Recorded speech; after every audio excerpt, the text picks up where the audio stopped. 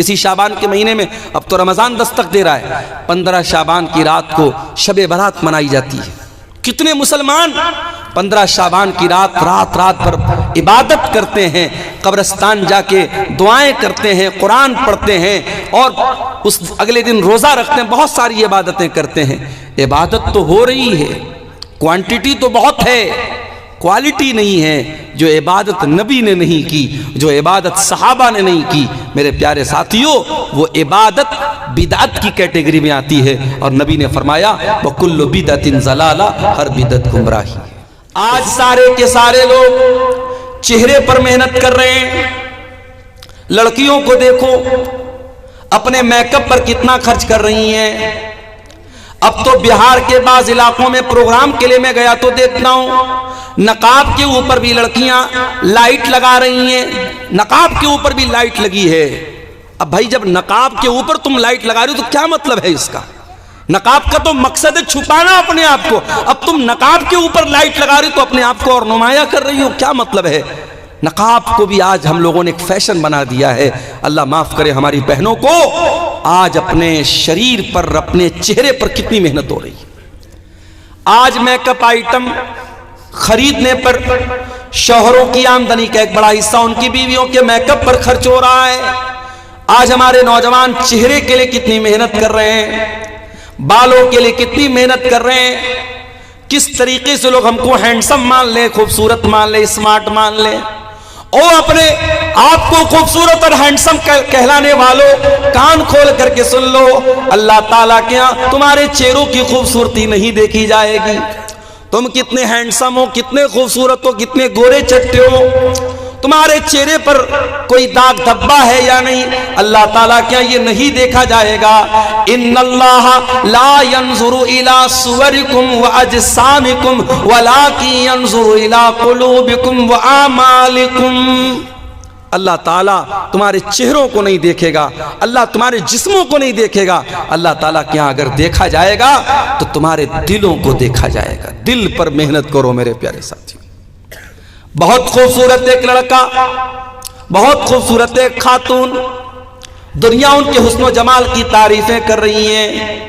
سوال یہ ہے ان کے سینے میں جو دل ہے، اس دل میں اللہ کی محبت کتنی ہے، اس دل میں ایمان کی محبت کتنی ہے، اس دل میں اللہ کا ڈر کتنا ہے، اس دل میں آخرت کا ڈر کتنا ہے۔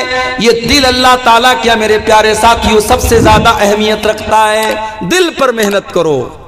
ہمارے باپ ابراہیم علیہ السلام اللہ کی بارگاہ میں دعا کرتے ہیں وَلَا تُخْزِنِي يَوْمَ يُبْعَثُونَ يَوْمَ لَا يَنفَعُ مَالٌ وَلَا بَنُونَ إِلَّا مَنْ أَتَى اللَّهَ بِقَلْبٍ سَلِيمٍ۔ اے اللہ مجھے قیامت کے دن تو ذلیل نہ کرنا، مجھے قیامت کے دن تو رسوا نہ کرنا۔ دنیا میں انسان اگر رسوا ہو بھی جائے، آج رسوا ہوا ہے، کل سیٹلمنٹ ہو جائے گا، کل عزت پا جائے گا، کل جو رسوا تھا آج عزت پا رہا ہے، لیکن آخرت کی جو رسوائی ہے، قیامت کے دن کی جو ذلت ہے، اس کا کوئی مداوع نہیں ہے میرے بھائیوں، اس کا کوئی علاج نہیں ہے۔ اس لئے ابراہیم علیہ السلام دعا کرتے ہیں کہ اے اللہ مجھے قیامت کے دن تو ذلیل نہ کرنا۔ یوم لا ينفع مال ولا بنون، قیامت کے دن نہ مال کام آئے گا، نہ اولاد کام آئے گی، نہ قبر میں آپ کا مال کام آئے گا، نہ آخرت میں آپ کا مال کام آئے گا، نہ قبر میں آپ کی اولاد آپ کا ساتھ دینے آئے گی، نہ قیامت کے دن آپ کا ساتھ دینے آئے گی۔ ہاں نیک اولاد ہے، دعا کرے گی آپ کے لیے تو اس دعا کا فائدہ آپ کو ملے گا۔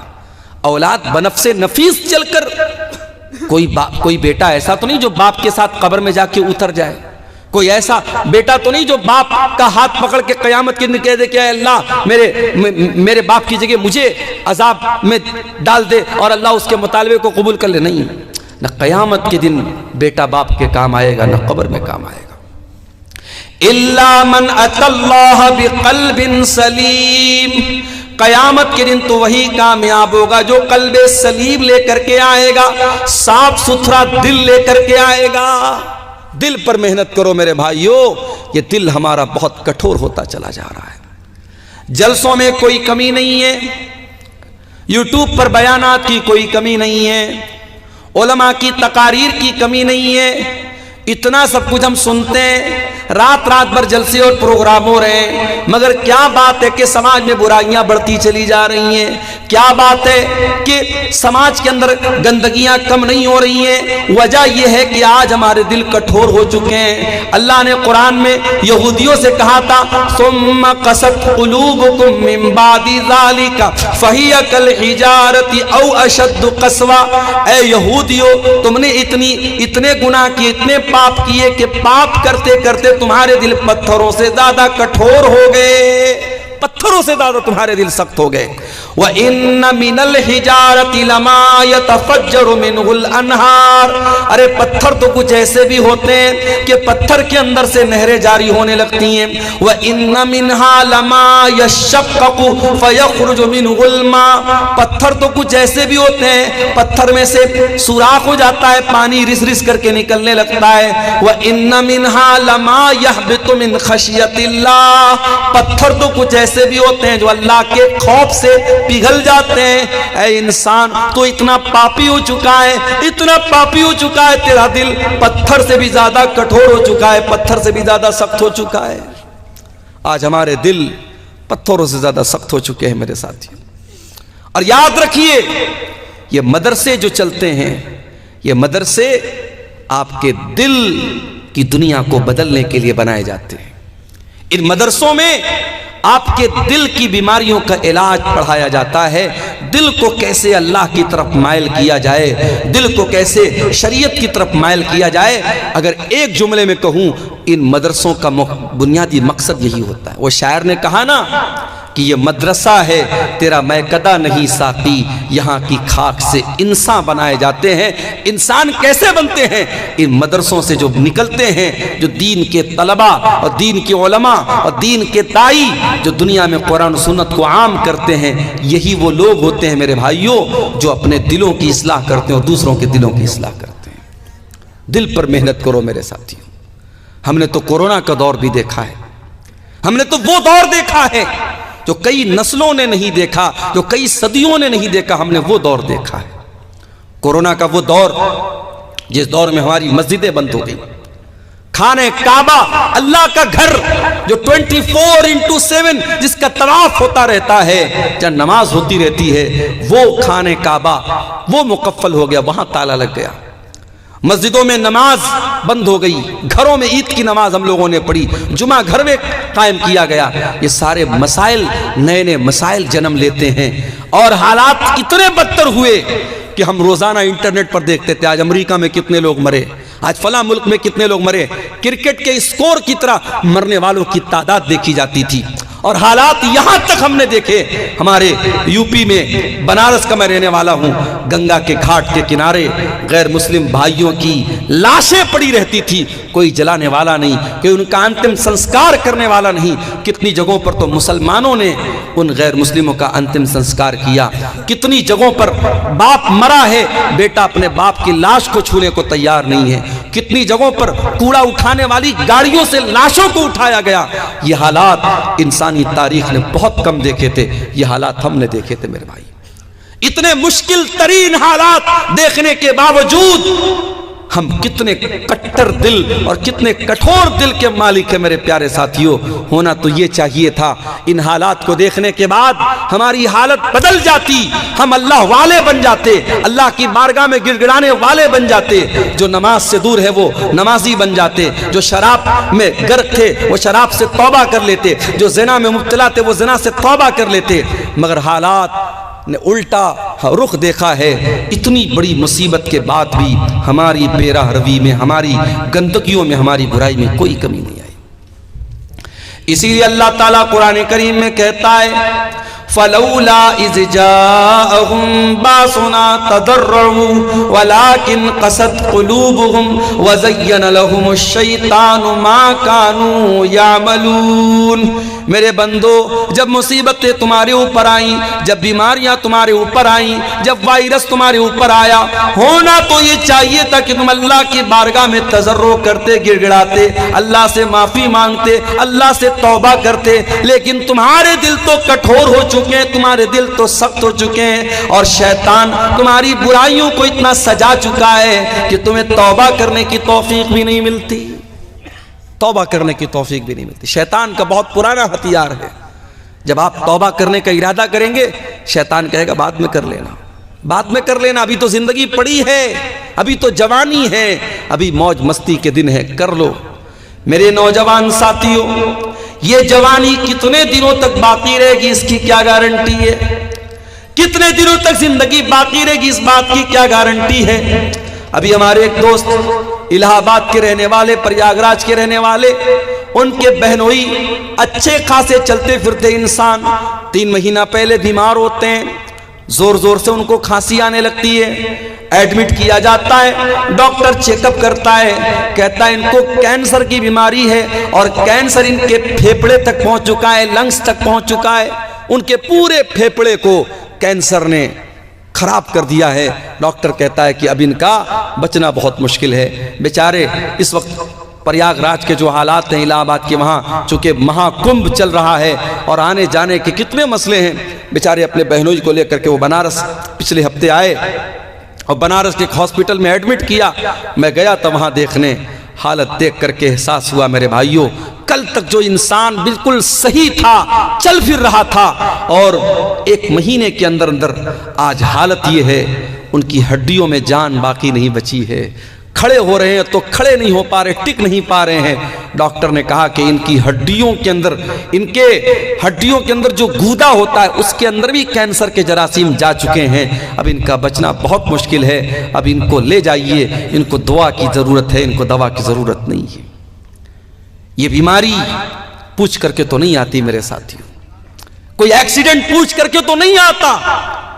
ایک نوجوان جا رہا ہے جھارکھنڈ میں, پچھلے ہفتے ایک واقعہ, پچھلے مہینے ایک واقعہ ہوا, جلسے میں گیا, اور جب جلسے سے لوٹنے لگا تو مجھے معلوم ہوا کہ ایک نوجوان لڑکا, بالکل 20-22 سال کا ینگ لڑکا, حافظ قرآن, 2 چھوٹے چھوٹے بچوں کا باپ, جلسے میں جاتا ہے اور واپسی میں اس کی بائک جو ہے پیچھے سے ایک پک اپ والا ٹکر مارتا ہے, اور آن دا اسپاٹ وہ لڑکا مر جاتا ہے. نوجوانوں, موت آپ سے پوچھ کر کے تو نہیں آئے گی, بیماری آپ کو پتہ بتا کر کے تو نہیں آئے گی, کس بات کا انتظار کر, کیوں توبہ کو کل پہ ٹال رہے ہو؟ اللہ کے پیارے نبی فرماتے ہیں اغتنم خمسن قبل خمسن, 5 چیزوں کی قدر کرو 5 چیزوں کے آنے سے پہلے. شبابک قبل حرمک, اپنی جوانی کی قدر کرو بڑھاپے کے آنے سے پہلے. وصحتک قبل سقمک, اپنی تندرستی کی قدر کرو بیمار ہونے سے پہلے. وغناک قبل فقرک, اپنی دولت کی قدر کرو غریب ہونے سے پہلے. وفراغک قبل شغلک, اپنے ٹائم کی قدر کرو اس کے پہلے کہ تم بزی ہو جاؤ, مصروف ہو جاؤ. وحیاتک قبل موتک, اور اپنی زندگی کی قدر کرو اپنی موت کے آنے سے پہلے. میرے بھائیوں, اس سے پہلے کہ موت کا فرشتہ آ جائے اور توبہ کرنے کی مہلت چھین لی جائے, آؤ توبہ کر لو, اللہ تو تیار ہے تمہاری توبہ قبول کرنے کے لیے. ہم تو اردو میں محاورے میں بولتے ہیں صبح کا بھولا شام کو لوٹ جائے تو اسے بھولا نہیں کہتے, مگر اللہ کا قانون کیا ہے؟ اللہ کا قانون تو نرالا ہے.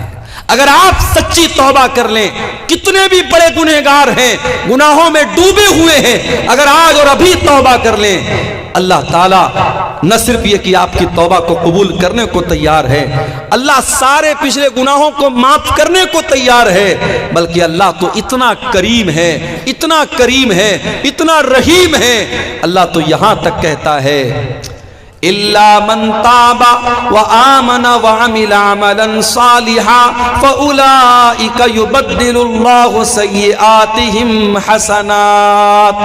اے میرے بندو, تم توبہ کر لو, ایمان لے آؤ, سیدھے راستے پر آ جاؤ. اے میرے بندو, میں تمہارے سارے گناہوں کو نیکی میں کنورٹ کر دوں گا, تمہارے سارے گناہوں کو نیکی میں بدل دوں گا.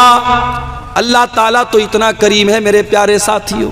ہاتھ میں چلے گئے اور اللہ کی راہ میں لڑتے لڑتے شہید ہو گئے, شہادت کی موت نصیب ہو گئی. نبی نے ان کو جنتی قرار دیا, ایک ٹائم کی نماز نہ پڑھنے کے باوجود وہ جنت میں چلے گئے. کیوں؟ کیونکہ زندگی نے ان کو مہلت نہیں دی نماز پڑھنے کی, ایمان لائے اور اللہ کی راہ میں شہید ہو گئے. میرے پیارے ساتھیوں, توبہ کو کل پر نہ ٹالو, کل کس نے دیکھا ہے؟ حضرت یوسف علیہ السلام کے بھائیوں کو دیکھو، جب انہوں نے اپنے بھائی کو قتل کرنے کی پلاننگ کی تو ان کے دماغ میں بھی شیطان نے یہی وسوسہ ڈالا کہ آج یہ گناہ کر لو، کل توبہ کر لیں گے۔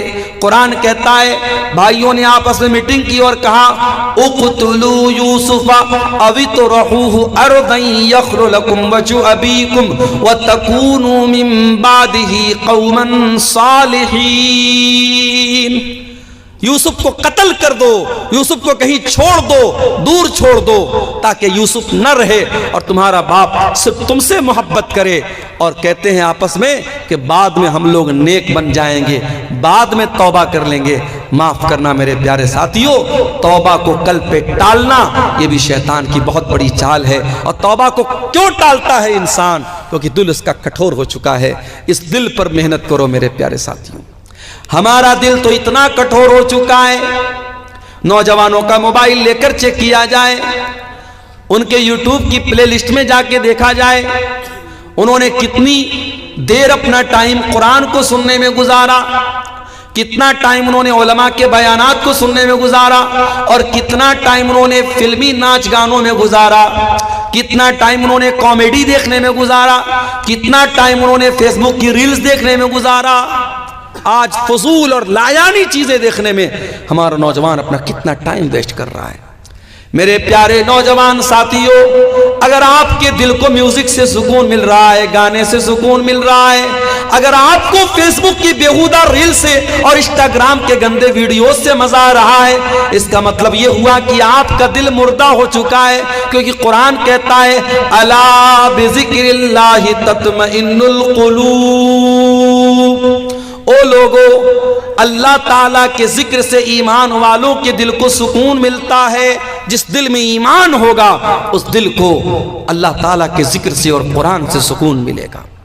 آج بھی میں دعوے کے ساتھ آپ سے کہتا ہوں، عربی آپ کی زبان نہیں ہے، آپ بہار کے دربھنگا کے علاقے کے رہنے والے، آپ کی اپنی ایک مخصوص زبان ہے، عربی آپ کو نہیں آتی ہوگی، پھر بھی اگر آپ کسی اچھے قاری کی آواز میں اگر قرآن کریم کو آپ موبائل پر چلا کر کے اس کی تلاوت کو سنیں، ایئر فون کانوں میں لگا لیں، ہیڈ فون کانوں میں لگا لیں، میں دعوے کے ساتھ کرتا ہوں میرے بھائیوں کہ وہ قرآن آپ کے دل کے تاروں کو چھیڑے گا، وہ قرآن آپ کے دل پر اپیل کرے گا۔ یہ قرآن کی خاصیت ہے میرے پیارے ساتھیوں۔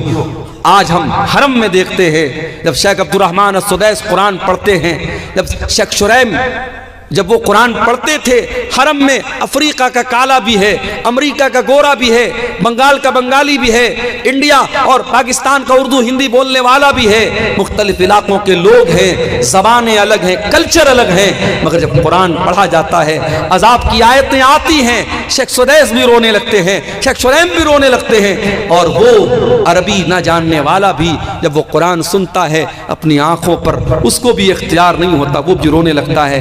یہ قرآن وہ کتاب ہے میرے ساتھیوں۔ اسی لیے اللہ اس کتاب کے بارے میں کہتا ہے لو انزلنا ھذا القرآن علی جبل لرأیتہ خاشعا متصدعا من خشیۃ اللہ۔ اگر اس قرآن کو ہم نے کسی پہاڑ کے اوپر بھی اتارا ہوتا تو پہاڑ بھی اللہ کے خوف سے ریزہ ریزہ ہو جاتا۔ اے انسانوں، تمہارے دل تو بڑے کمزور، بڑے نازک ہیں، گوشت پوست کے بنے ہوئے معمولی سے دل ہیں، قرآن کسی پہاڑ پہ اترتا تو پہاڑ بھی چور چور ہو جاتا، تمہارے دل کی کیا حیثیت ہے؟ تو قرآن سے اپنا تعلق جوڑو میرے پیارے ساتھیوں، قرآن آپ کے دل کو موم بنائے گا، قرآن آپ کے دل کو نرم بنائے گا۔ میری پیاری ماں بہنوں، افسوس کی بات ہے آج آپ بھی قرآن سے بہت دور ہیں۔ آج بعض خواتین کا فون آتا ہے، مولانا صاحب ہم اپنے مخصوص ایام میں ناپاکی کی حالت میں، جن ایام میں نماز پڑھنا ہمارے لیے منع ہے، ان ایام میں ہم قرآن پڑھ سکتے ہیں یا نہیں؟ تو کان کھول کر کے سن لیں، جو صحیح مسئلہ جو علماء محققین نے بیان کیا ہے کہ قرآن کو ٹچ کرنا، حیض کی حالت میں عورت ڈائریکٹ قرآن کو ٹچ کرے یہ منع ہے، اس میں بھی اختلاف ہے، لیکن چلو جو زیادہ راجی اور مضبوط بات ہے وہ یہی ہے کہ عورت اگر پیریڈ میں ہے تو ڈائریکٹ قرآن کو ٹچ نہ کرے، مگر قرآن پڑھنے سے منع نہیں کیا گیا۔ اور آج موبائل پر آپ کو قرآن پڑھنے کی سہولت ہے۔ میری پیاری ماں اور بہنوں، آپ کے پاس کوئی بہانہ نہیں ہے، اینی ٹائم جہاں چاہیں آپ قرآن پڑھ سکتے ہیں۔ اس قرآن سے اپنا تعلق جوڑو۔ میرے بھائیوں آپ سے بھی کہتا ہوں، میری بہنوں آپ سے بھی کہتا ہوں، یہی وہ قرآن ہے۔ اما عائشہ رضی اللہ تعالیٰ عنہ چاشت کی نماز پڑھ رہی ہیں اور اسی قرآن کی تلاوت کر رہی ہیں، اور قرآن پڑھتے پڑھتے جب اما عائشہ سورہ طور کی اس آیت پر پہنچتی ہیں، فمن اللہ علینا ووقانا عذاب السموم، سورہ طور کی تلاوت کر رہی حضرت عائشہ، اور اس آیت پر جب پہنچتی ہیں کہ جنتی جب جنت میں جائیں گے تو کہیں گے اے اللہ تیرا احسان ہے ہم پر کہ تو نے ہم کو جہنم کی آگ سے بچا لیا۔ جب اما عائشہ اس آیت پر پہنچی، ان کے بھتیجے قاسم بن محمد ان سے ملنے کے لیے آئے۔ بھتیجے نے دیکھا کہ میری پھوپھی جان قرآن پڑھ رہی ہیں، سورہ طور پڑھ رہی ہیں چاشت کی نماز میں، تو بھتیجے وہاں سے چلے گئے، اور بہت دیر کے بعد مارکیٹ میں سودا سلف لینے کے بعد بہت دیر کے بعد جب واپس آئے، کیا دیکھتے ہیں میری پھوپھی جان اسی آیت کو پڑھتی چلی جا رہی ہیں اور روتی چلی جا رہی ہیں، اپنے آنسوؤں کو دوپٹے سے پوچھتی چلی جا رہی ہیں۔ فمن اللہ علینا ووقانا عذاب السموم، اے اللہ تیرا احسان ہے ہم پر کہ تو نے ہم کو جہنم کی آگ سے بچا لیا۔ حضرت عائشہ اس آیت کو پڑھ کر کے بار بار رو رہی ہیں۔ میرے پیارے ساتھیوں، میری پیاری ماں اور بہنوں، وہ قرآن آج ہمارے پاس بھی ہے۔ اگر اپنے دل کی بھلائی چاہتے ہو، اپنے دل کو نرم کرنا چاہتے ہو، تو ذرا قرآن سے اپنا تعلق مضبوط کرو اور قرآن سے جڑو میرے پیارے ساتھیوں۔ دل کی سختی کو اگر دور کرنا ہے میرے پیارے بھائیوں، تو دنیا میں بہت ساری چیزیں جو جائز ہیں، جائز چیزوں کو بھی حد سے زیادہ ان سے تعلق نہ جوڑو۔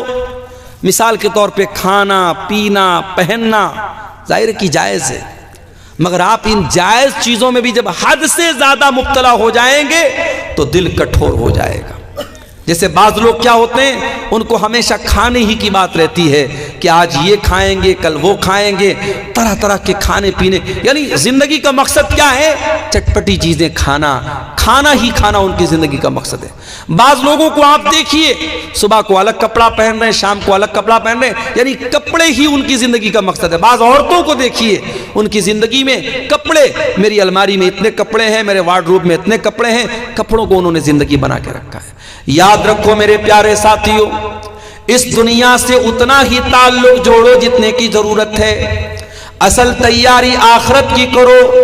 دنیا میں اچھا کھاؤ اچھا پہنو منع نہیں ہے، مگر دنیا کو سب کچھ اگر سمجھ کر کے بیٹھ گئے تو قرآن کی وارننگ بھی سن لو، بل تؤثرون الحیات الدنیا والآخرۃ خیر وابقی۔ میرے بندو تم دنیا کی زندگی کو ترجیح دیتے ہو، دنیا کی زندگی کو پرائیورٹی دیتے ہو، سب کچھ سمجھتے ہو، جبکہ آخرت کی زندگی زیادہ بہتر اور زیادہ باقی رہنے والی ہے۔ یہ کون سی عقل مندی ہے کہ اس 40 سال کی 50 سال کی زندگی کے لیے اتنی محنت ہم کرتے ہیں اور اس پرماننٹ زندگی کے لیے ہم کوئی محنت نہیں کرتے۔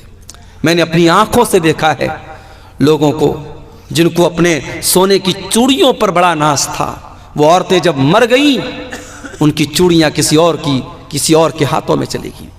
جن کو اپنے بینک بیلنس پر بڑا ناز تھا، اپنی دولت پر بڑا ناز تھا، اپنی سرکاری نوکری پر بڑا ناز تھا، آج دنیا سے چلے گئے۔ ان کے بچے کہیں چلے گئے، ان کی بیوی کہیں چلی گئی، ان کی پراپرٹی پر کوئی اور قابض ہو گیا۔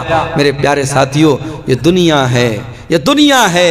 وَمَا الْحَيَاةُ الدُّنْيَا إِلَّا مَتَاعُ الْغُرُورِ، یہ دھوکے کا سامان ہے، یہ دھوکے کا سامان ہے، بڑی بے وفا ہے یہ دنیا۔ اس دنیا نے آج تک کسی کے ساتھ وفا نہیں کی ہے۔ عبد الرحمن ابن عوف کو دیکھو، کون ہے عبد الرحمن بن عوف؟ نبی کے بڑے جلیل القدر صحابی ہیں، نبی کے ان 10 صحابہ میں شامل ہیں جن کو اللہ کے نبی نے جنت کی خوشخبری سنائی ہے۔ رمضان کا مہینہ ہے، دسترخوان لگا ہوا ہے، عبد الرحمن بن عوف افطار کرنے کے لیے بیٹھے ہوئے ہیں۔ اچانک ان کو جنگ احد کا ایک منظر یاد آ جاتا ہے۔ جنگ احد میں اللہ کے نبی کے ایک صحابی جن کا نام مصعب بن عمیر تھا وہ شہید ہو جاتے ہیں۔ مصعب بن عمیر لمبے تڑنگے بدن کے مالک تھے، جب کفنایا جانے لگا تو کفن کی چادر چھوٹی پڑ گئی، ان کے سر کو ڈھانپا جاتا تھا تو پیر کھل جاتا تھا، پیر کو ڈھانپا جاتا تھا تو سر کھل جاتا تھا، بڑی مشکل سے ان کے سر کو ڈھانپا گیا اور پیر کے اوپر اذخر گھاس کو ڈال کر کے ان کو قبر میں ڈالا گیا۔ عبد الرحمن بن عوف کہتے ہیں او لوگو، مصعب بن عمیر اللہ کے نبی کے اتنے جلیل القدر صحابی تھے اور اس حالت میں ان کو دفن کیا گیا کہ ان کو کفن کی چادر تک نصیب نہ ہوئی۔ یہ وہ لوگ تھے جنہوں نے دنیا میں نیکی کی اور آخرت میں اس کا بدلہ پائیں گے، اور ایک ہم لوگ ہیں کہ جو اپنی نیکی کا مزہ دنیا میں پا رہے دنیا میں کھا رہے ہیں۔ اتنا کہہ کر کے عبد الرحمن بن عوف رونے لگے اور دسترخوان چھوڑ کر کے چلے گئے، ایک چیز اپنے منہ میں نہ ڈالی۔ دنیا کی ساری نعمتیں ان کے لیے حقیر بن گئی۔ میرے بھائیوں، ساری نعمتیں سامنے ہیں، مگر جب اپنی آخرت کو یاد کیا، اپنے انجام کو یاد کیا، عبد الرحمن بن عوف نے اس دسترخوان سے ایک بھی سامان نہیں اٹھایا اور بغیر کھائے چل دیے۔ تو کھاؤ پیو، لیکن ایک حد تک میرے پیارے ساتھیوں دنیا سے ایک حد تک اپنا تعلق جوڑو۔ اسی لیے قرآن کہتا ہے وَابْتَغِ فِي مَا آتَاكَ اللَّهُ الدَّارَ الْآخِرَةَ وَلَا تَنْسَ نَصِيبَكَ مِنَ الدُّنْيَا۔ دنیا میں آخرت کی تیاری کرو اور دنیا کو سب کچھ نہ سمجھو۔ دنیا میں جو تمہارا حق ہے، جو حصہ ہے، اس کو مت بھولو، لیکن دنیا میں آخرت کی تیاری کرو۔ تو دل کی سختی کو اگر دور کرنا ہے تو یہ کام ہمیں کرنا پڑے گا کہ ہم دنیا سے بس ضرورت بھر تعلق رکھیں، دنیا دار نہ بنے، دنیا پرست نہ بنے۔ دل کی سختی کو اگر دور کرنا ہے تو ایک اور کام کرنا پڑے گا، بہت زیادہ ہنسی مذاق کرنا، بہت زیادہ چٹکلے بازی کرنا، لطیفے سنانا، اس سے بھی پرہیز کرنا چاہیے۔ اللہ کے پیارے نبی فرماتے ہیں وَلَا تُكْثِرِ الضِّحْكَ فَإِنَّ كَثْرَةَ الضِّحْكِ تُمِيتُ الْقَلْبَ۔ بہت زیادہ ہنسی مذاق نہ کیا کرو، بہت زیادہ ہنسی مذاق کرنے سے دل مردہ ہو جاتا ہے۔ بعض لوگوں کو آپ دیکھیے ان کا ایک مزاج ہوتا ہے، ان کو جب دیکھو تب ہنسی مذاق اور چٹکلے بازی ان کی زندگی کا مقصد ہوتا ہے۔ معاف کرنا میرے پیارے ساتھیوں، ہنسی مذاق کی بھی ایک سیما ہوتی ہے۔ اگر آپ زندگی کو لے کر کے سیریس نہیں ہیں، اپنے انجام کو لے کر کے سیریس نہیں ہیں، اس کا مطلب کہ آپ کا دل مردہ ہو رہا ہے۔ نبی نے فرمایا کہ زیادہ ہنسنے سے دل مردہ ہو جاتا ہے۔ اگر اس دل کی سختی کو دور کرنا ہے، ایک اور کام ہم کو کرنا پڑے گا، اور وہ کام یہ ہے کہ کثرت سے اللہ تعالیٰ کا ذکر کریں، اللہ کو کثرت سے یاد کریں۔ جتنا زیادہ اللہ کو یاد کریں گے اتنا دل کے اندر نرمی پیدا ہوگی۔ امام حسن بصری کے پاس ایک آدمی آیا، اس نے کہا امام صاحب میرا دل بڑا سخت محسوس ہوتا ہے، میں کیا کروں؟ امام صاحب نے فرمایا عذبہ بذکر اللہ، اپنے دل کو اللہ تعالیٰ کے ذکر سے ملائم بناؤ، نرم بناؤ، دل کو پگھلا دو اللہ تعالیٰ کے ذکر سے۔ جتنا آپ اللہ تعالیٰ کا ذکر کریں گے دل کی سختی اتنی دور ہوگی، دل اتنا ملائم ہوگا، دل اتنا نرم ہوگا۔ اسی طریقے سے اگر دل کی سختی کو دور کرنا ہے ایک اور کام ضرور کیجئے۔ آج باڑ سمیلہ میں یہ پروگرام ہو رہا ہے، ہو سکتا ہے یہ تو سالانہ پروگرام ہے، آپ کی مسجدوں میں کبھی کوئی عالم آیا، کوئی درس ہو رہا ہے، کوئی دین کی بات ہو رہی ہے، کوئی مہمان عالم آیا، کوئی درس دے رہے ہیں، تقریر کر رہے ہیں۔ اس طریقے کی دینی مجلسوں میں ضرور شرکت کیا کرو میرے ساتھیوں۔ کوئی عالم اگر آپ کے محلے کی، آپ کی گاؤں کی مسجد میں آتا ہے اور آپ کو دین کی باتیں سناتا ہے، نصیحت کرتا ہے، اس طریقے کی علمی مجالس میں ضرور شرکت کیا کرو۔ قرآن کہتا ہے وَذَكِّرْ فَإِنَّ الذِّكْرَى تَنفَعُ الْمُؤْمِنِينَ۔ اے نبی آپ نصیحت سنائیے، نصیحت مومنوں کو فائدہ پہنچاتی ہے۔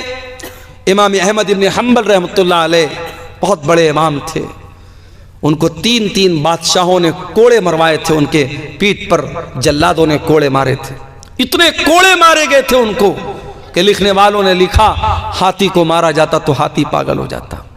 اور کیوں کوڑے کھائے تھے امام احمد بن حنبل نے؟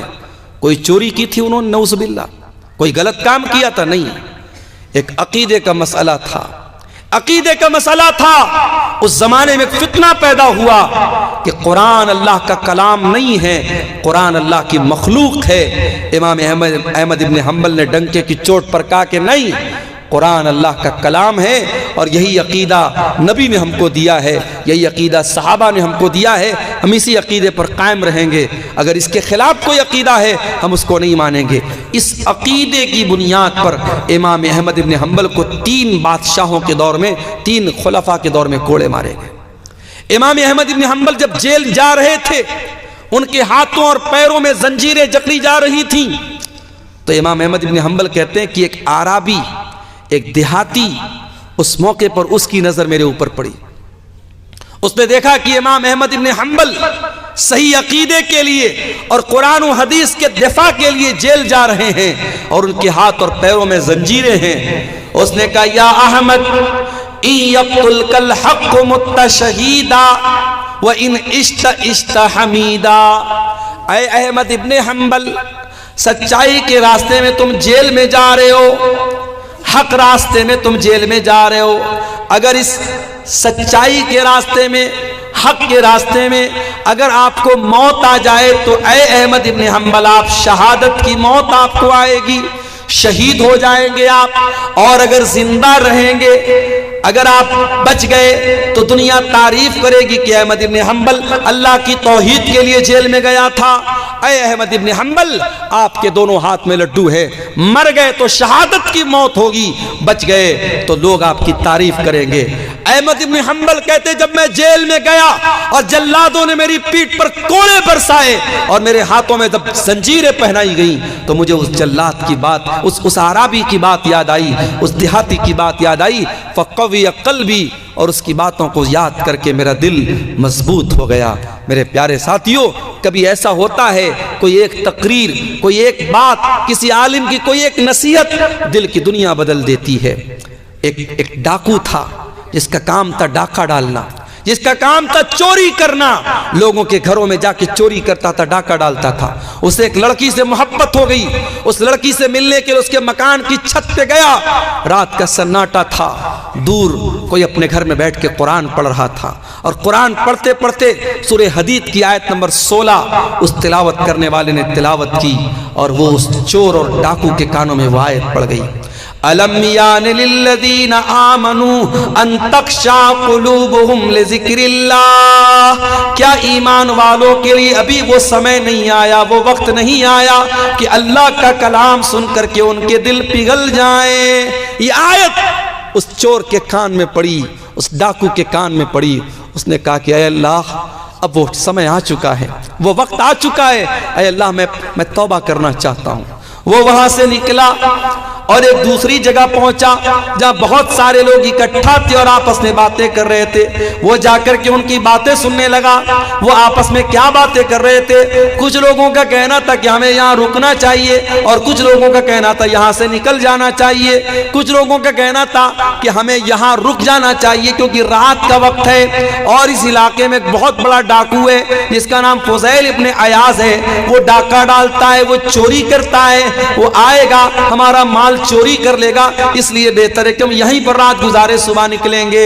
وہ چور، وہ ڈاکو جس کا نام فضیل ابن عیاض تھا، اس نے کہا کہ اے اللہ تیرے بندے مجھ سے ڈرتے ہیں، اے اللہ مجھ سے ڈرتے ہیں اور میری وجہ سے اپنا سفر کینسل کر رہے ہیں، میری وجہ سے یہاں وہ رات میں آرام کر رہے ہیں، اس ڈر سے نہیں جا رہے کہ ان کا مال نہ چوری ہو جائے۔ اے اللہ میں سچی توبہ کرتا ہوں، میں وعدہ کرتا ہوں کہ اب ساری زندگی تیرے گھر میں گزار دوں گا، خانے کعبہ کے پاس گزار دوں گا۔ اے اللہ میں خانے کعبہ سے اپنے آپ کو جوڑ دوں گا۔ اور دنیا اس انسان کو امام فضیل ابن عیاض کے نام سے یاد کرنے لگی، اور وہ انسان جا کر کے اللہ کے گھر کے ساتھ اس نے ایسا تعلق جوڑا کہ ان کو اللہ کے گھر کا مجاور کہا جانے لگا، اللہ کے گھر سے چپک جانے والا اور اس کے پڑوس میں رہنے والا ان کو کہا گیا۔ تو میرے ساتھیوں توبہ کرو، توبہ کرو اور اس طریقے کی دینی مجلسوں سے فائدہ اٹھاؤ، یہاں جانے سے آپ کے دل کی سختی دور ہوگی۔ ایک دو چیزیں اور سن لیجئے، میں تقریباً 1:45 بج رہے ہیں اور ابھی مجھ کو فوراً نکلنا بھی ہے، لمبا سفر ہے، 450 سوا 400 کلومیٹر، صبح 8:30 بجے پہنچنا بھی ہے۔ ایک دو باتیں اور سن لیجئے، بات ہم ختم کریں گے، ہمارے ڈرائیور صاحب کی گاڑی کو ریڈی کر چکے ہیں۔ دل کی سختی کو اگر دور کرنا ہے میرے بھائیوں، ایک کام ہمیں اور کرنا پڑے گا۔ نبی اکرم نے وہ طریقہ بتایا، ایک صحابی اللہ کے نبی کے پاس آئے، کہا اے اللہ کے نبی میرا دل بڑا کٹھور ہو گیا ہے، بڑا سخت ہو گیا ہے، اس دل کی سختی کو دور کرنے کے لیے میں کیا کروں؟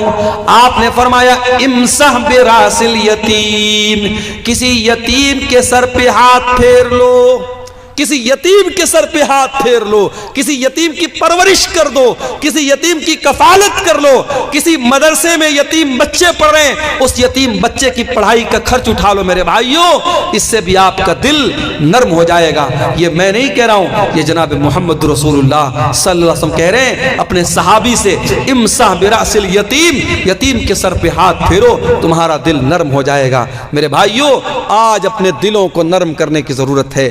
آج گناہ کر کر کے، اللہ کی نافرمانی کر کر کے ہم نے اپنے دلوں کو ایسا بنا لیا ہے کہ قرآن کہتا ہے کلا بل ران علی قلوبہم ما کانوا یکسبون، اے میرے بندو گناہوں کی پرت تمہارے دل کے اوپر چڑھ چکی ہے، تمہارے دلوں پر پردہ چھا گیا ہے، لیئر چڑھ گئی ہے گناہوں کی وجہ سے، تمہارے کرتوتوں کی وجہ سے۔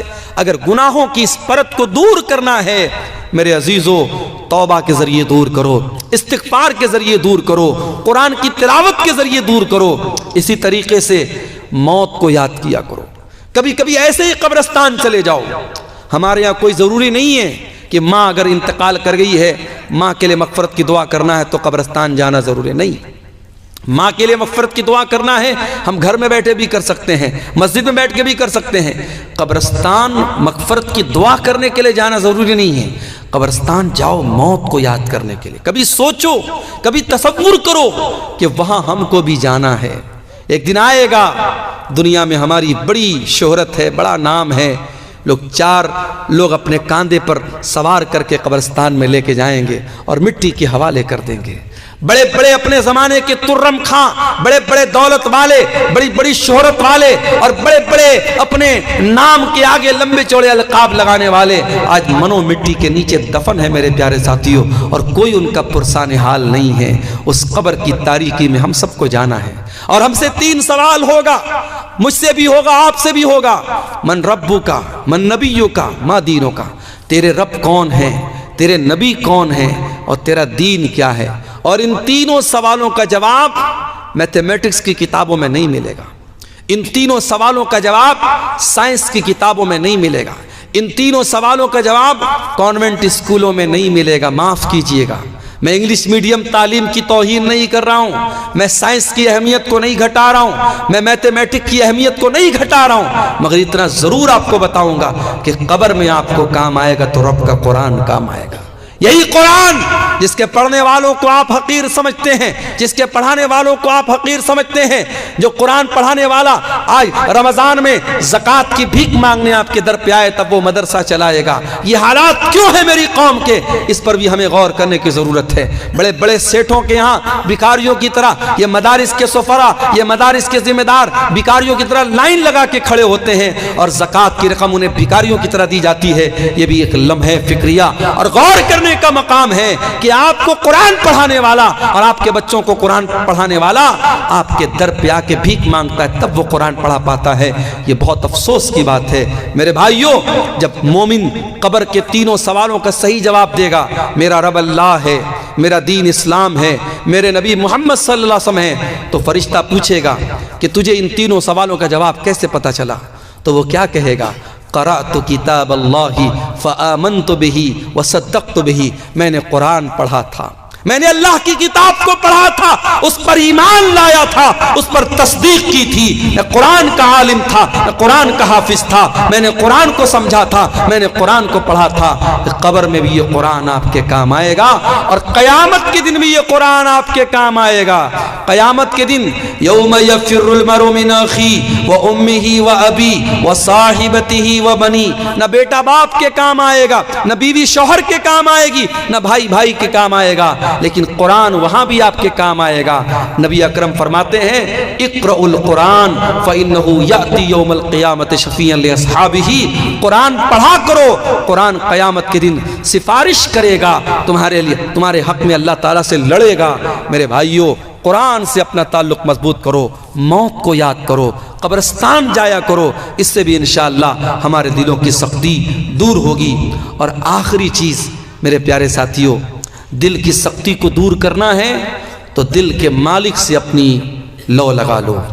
دل کا ریموٹ کنٹرول اللہ کے ہاتھ میں ہے، دل کا مالک اللہ ہے۔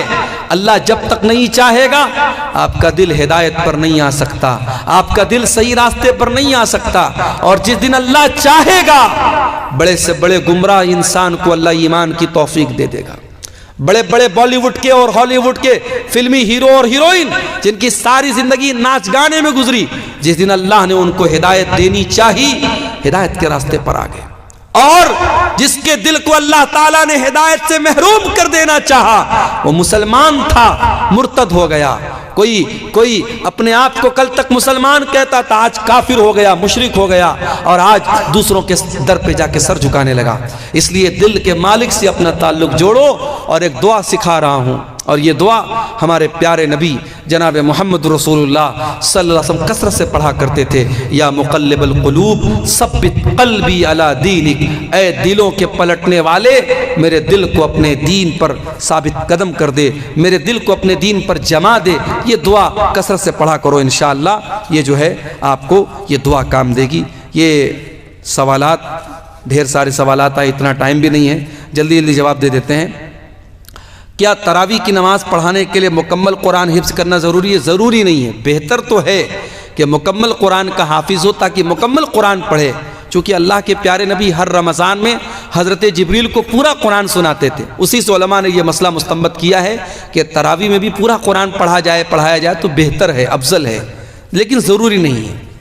کیا عورتیں تراویح کی نماز مسجد میں مردوں کے ساتھ پڑھ سکتی ہیں؟ بالکل پڑھ سکتی ہیں، جیسے جمعہ کی نماز پڑھ سکتی ہیں، جیسے 5 وقتہ نماز پڑھ سکتی ہیں۔ اگر ان کے لیے سپریٹ انتظام ہے، پردے کے ساتھ وہ آ رہی ہیں اور کوئی ایسا کام نہیں کر رہی جو غیر شرعی ہے، جو شریعت کے رول اینڈ ریگولیشن کے خلاف ہے، تو تراویح کی نماز بھی پڑھ سکتی ہیں۔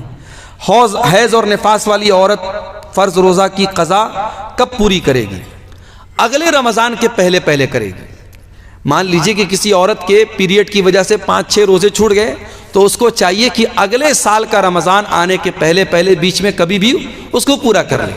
اور نفاس میں جو روزے چھوٹتے ہیں تو اس میں ہو سکتا ہے کہ لمبا پیریڈ چلا جائے، زیادہ روزے چھوٹ جائیں، تو ان کو بھی کوشش کرے ایز سون ایز پاسبل، جتنا جلدی ممکن ہے اس کی قضا کر دے۔